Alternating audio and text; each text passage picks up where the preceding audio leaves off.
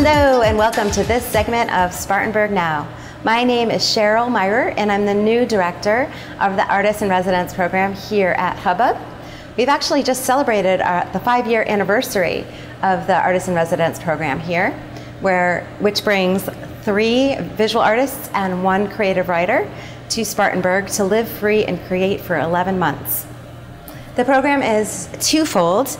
Artists are provided with time and space to do their work, and they also go out into the community, engage with people in art projects all over Spartanburg County. And actually the first time that you will be able to meet our new artists and see their work will be at the entry show here at the showroom on July 21st. But right now I'd love for you to meet our new artists. First we're going to meet creative writer Eric Coker and artist Steve Snell. Eric and Steve, come on down.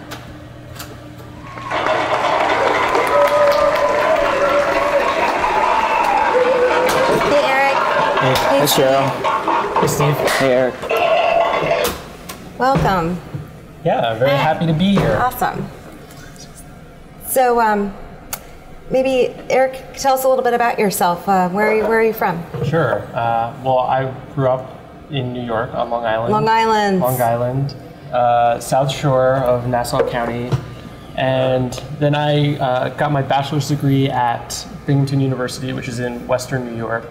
And for the last 3 years, I've been living in Houston, Texas, where I just received my MFA in creative writing. Awesome. Congratulations. Thanks. And Steve, tell us about you. Where are you from? Yeah, I'm from Columbus, Ohio originally. I grew up there and went to school for my undergrad at Miami University, which is a state school kind of close to the Indiana border. I studied painting as well as art education, and then I moved up to Alaska for 2 years and became an art teacher up there, and then moved all the way to Western Massachusetts, where I went and just finished my MFA at the University of Massachusetts in Amherst. Woohoo! So Steve, you do adventure art, right? Yeah, it's a term I made up to describe what I've been doing over the past year, which is these performance-based actions which try and engage both my physical reality as well as the artificial mediated reality.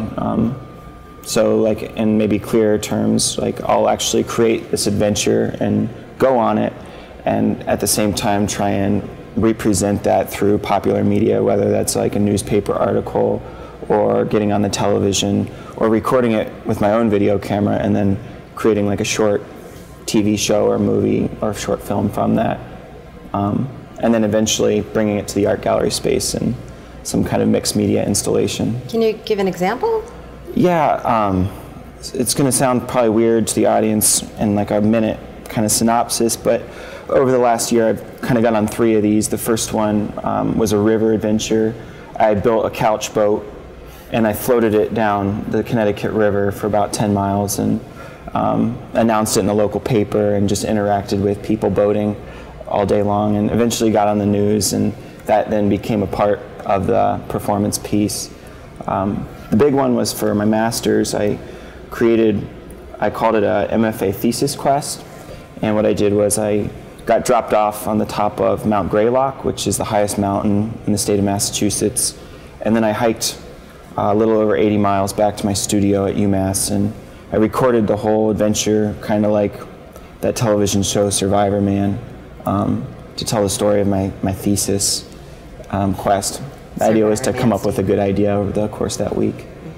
And then in January I went back to Alaska, and that's kind of the most recent direction of a lot of my work. Is I invited the public of Northampton to experience the winter in Alaska, and so I set up a green screen in the gallery, in a gallery in Northampton for a week, and invited the public to come, experience that. And while they did that, I went and recorded landscapes for the background, and so that was pretty awesome. Yeah, it sounds great. Can't wait to experience something like that here at hub-bub. Yeah, I definitely have some ideas that I'm more interested now in creating like a collective creativity rather than just me deciding everything. How about you, Eric? What are your plans for the upcoming year? Well, I plan on working on my manuscript quite a bit. I have a manuscript of poems that I've been working on, and a lot of those poems, I guess, they're kind of, I feel like they're kind of connected to Steve's work, in that I know Steve's also interested in Joseph Campbell's The Hero with a Thousand Faces, and we're both kind of interested in the sort of the hero's journey. So though I don't write adventure poems, I think that maybe you will. Maybe I will. Thanks. But also, a lot of my poems are they're about animals, and it's sort of like a childlike fascination I have with them, and the sort of distance that fascination occurs over, because most of my interaction with animals comes through, zoos or nature documentaries or Wikipedia articles. So a lot of my poetry has been sort of exploring that distance. But also, I'm pretty interested in pop culture, and sort of looking at pop culture maybe as sort of treating it as if it were an expression of nature, and applying the same sort of like organizational principles that we do to the natural world to figures in popular culture. So you guys work really well together. Yeah. Nice. So you are going to be doing a reading for the entry show? Yes, I am. At 8 o'clock on July 21st, right here in the hub-bub showroom. Woohoo! For our entry show, because all the artists will have work. Yes, it's going to be great. Presenting. Yeah. And so I wanted to ask you what your favorite thing about Spartanburg is so far. Well, I've really enjoyed the Hub City bookstore, and right next door there's a little bakery where we've been eating a lot of cupcakes. Cakehead. So Cakehead cupcakes Are awesome. are really wonderful. Yeah. How about you? What's your favorite thing about Spartanburg? Well, I think it was just right at the border of Spartanburg, but it was a place called the Shoals, and there was rope swing, and had a lot of fun there all day yesterday. Awesome. Well, It's a rope swing master. yeah, well, definitely there's other I want to rope try swings. and make some adventure art based on rope swings and jumps, crisscross applesauce style. Nice. Sounds so much fun. Well, thanks so much for being here, you guys. Thank you. Thank you.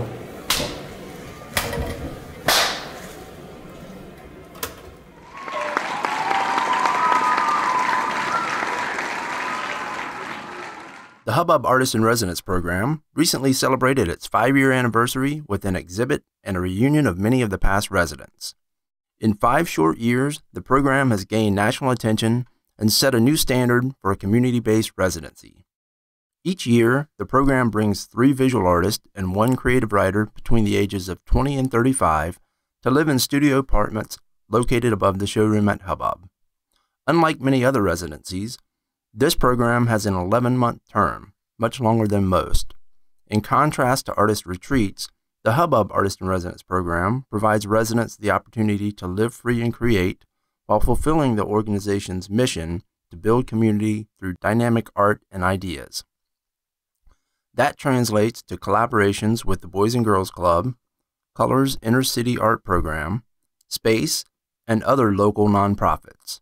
Residents also get involved in public art projects of their own design, like a scarecrow wedding, a site-specific installation in the marsh of the Cottonwood Trail, complete with a reception and wedding cake. And We Live Here Now, where 2 residents relocated into storefront windows on Main Street, making art, collaborating with passers-by, and sleeping, all while on public display. With Tentative, our modern downtown geography was dotted with traditional, fully functional teepees made of sustainable and salvaged materials. In 2009, the Make-a-thon challenged the artist in residence, along with members of the community, to produce art together nonstop for 24 hours in a vacant downtown building. The AiRs, as they are sometimes called, have also led workshops on screen printing, knitting, collage, cardboard robot building, and more. The resident writer works as an apprentice with the Hub City Writers Project, editing manuscripts, helping with the annual Writers Conference, interacting with regional writers, and of course, lending a hand in the new Hub City Bookshop. The AiRs have painted murals, led discussions, made films, and organized events, all while producing incredible work of their own. After their residency is over, some residents stay in our city, teaching, working with other local organizations, and remaining a part of everyday hub-bub life. Others may go on to open galleries, participate in other residencies, earn degrees, or live the artist life. Regardless, hub-bub has changed their lives just as they are changing the life of our city. Along with regional and national grants, the hub-bub Artist in Residence program is largely funded by local contributions, proof of Spartanburg's support for art and artists. To find out more about upcoming events, read the blog, or for more information about the nonprofit hub-bub and the Artist in Residence program, please visit hub-bub.com. Welcome back. We were just meeting with our first two artists in residence, Steve Snell and Eric Coker, and now we're going to speak with Camille Bonham and Mark Rice. Welcome to the program. Thanks for having us on the show. Great to have you. Oh yeah. So, Mark, tell us a little bit about yourself, where you're from and what you were doing before you came to Spartanburg. I'm from Bloomington, Indiana. I lived there for 10 years, and then just recently I came from Providence, Rhode Island, where I was getting my master's degree in printmaking. Great. Camille, how about you? Where are you from? My family's from Cleveland, Ohio. I grew up in central Germany and southeastern Michigan, Ann Arbor, and then I moved to Iowa, where I got a BA at Grinnell College, and I've been there for the past 5 years. And then most recently, I was at the Vermont Studio Center. So. Camille, can you tell us a little bit about your work?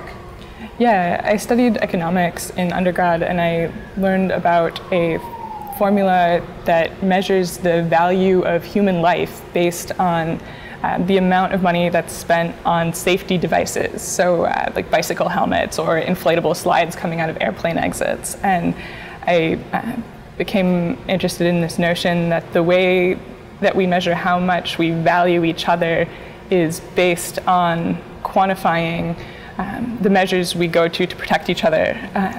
So I started making a lot of work about rescue and safety, and I design machines to rescue people from situations that really were not able to intervene in. And I also have done a series of interviews about times when people were rescued or rescued someone, and made paintings from those interviews. More recently, I've been doing some stop motion animation. I worked with a stop motion collective called Tiny Circus. They're based in Iowa, and I have been doing some of my own stop motion work now that I've left that group. Awesome. Mark, how about you? Tell us about your work. Well, I've been primarily working, basically all my work revolves around painting and drawing. So, but I've been really influenced recently by some ancient texts from 15th and 16th century. So I just use printmaking as a method of drawing. Can you talk about printmaking a little bit? Because lots of folks might not be familiar with the process. Yeah. So what I've been doing most recently is a lot of copper engraving, which is a really ancient technique, which just involves incising into copper, and then you're actually printing the line that you're sort of scratching into the copper. And then the other technique is woodcut, which is sort of carving into wood and then printing the surface of the wood. So do you have any particular ideas for community projects that you might do while you're here? Yes, I'd like to do a series of printmaking workshops, I think. Probably a woodcut workshop and possibly an engraving workshop as well. And then I have a couple ideas for some public sculpture around town, Awesome. I think, as well. Great. How about you, Camille? Do you have ideas for community projects? Yeah, actually, Mark and I are running a stop motion animation workshop at the Boys and Girls Club this week. So. Great. You guys are busy already. So, wondering what your favorite thing about Spartanburg is so far. There are a lot of really beautiful places to bike. Been down to Croft State Park. Just the whole area around here is great to explore on a bike. How about you, Mark? I like the heat. Yeah, okay. Yeah. It's going to get hotter. So Yeah. That's what I keep. I'm still into it now, though. Yeah. Okay, Still good. awesome. Great. Well, Steve and Eric and Camille and Mark, thank you so much for taking the time to be here today. It's great to talk with you. And I very much look forward to seeing more of your work and to hearing Eric read at the entry show here at hub-bub on July 21st. And I hope to see you all then. Thank you.